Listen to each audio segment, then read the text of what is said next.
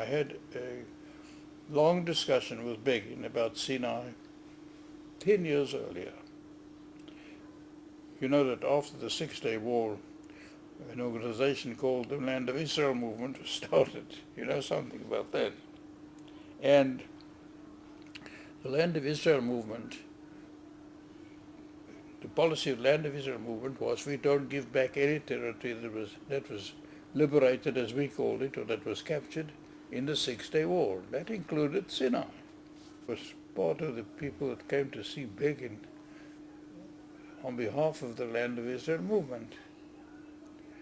And he explained that the partners to Gahal, the Liberal Party, that's where the name Gahal came from, refused didn't approve of including Sinai. And I said, after we had this conversation with him, my colleagues went back, and I remained with Begin alone. And I said to him, since when do you take advice from the Liberal Party?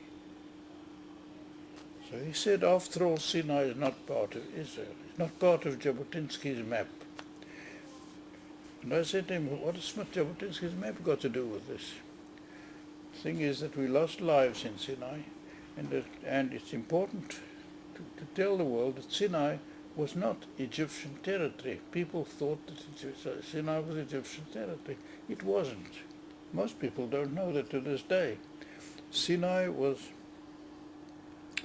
what you might call no man's land, politically speaking, under an agreement between Britain and Turkey in 1905 or 6.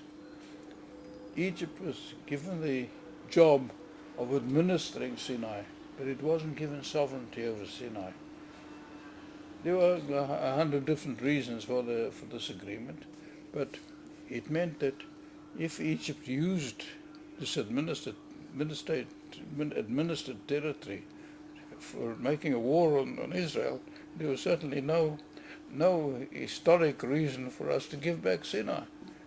It was just as much ours as it was Egypt's. And so that that argument couldn't be raised, and certainly the argument could not be raised of our ruling over other people. You know, there were very few people in Sinai, and the few Bedouin who lived in Sinai, if they wanted to visit Egypt, they had to get a visa. Anyhow, it didn't help. Begin seemed to believe that that if Jabotinsky had set out the map, which wasn't Jabotinsky's map, it was the mandate map actually, then we must always live according to that. If Jabotinsky had lived another 20 years, I'm sure that he would have told Begin not to be bloody fool, but you stay where you are. And that's why he kept that attitude up, and so he found it easier to give up Sinai. And as a matter of fact, just before he gave it up, he promised not to.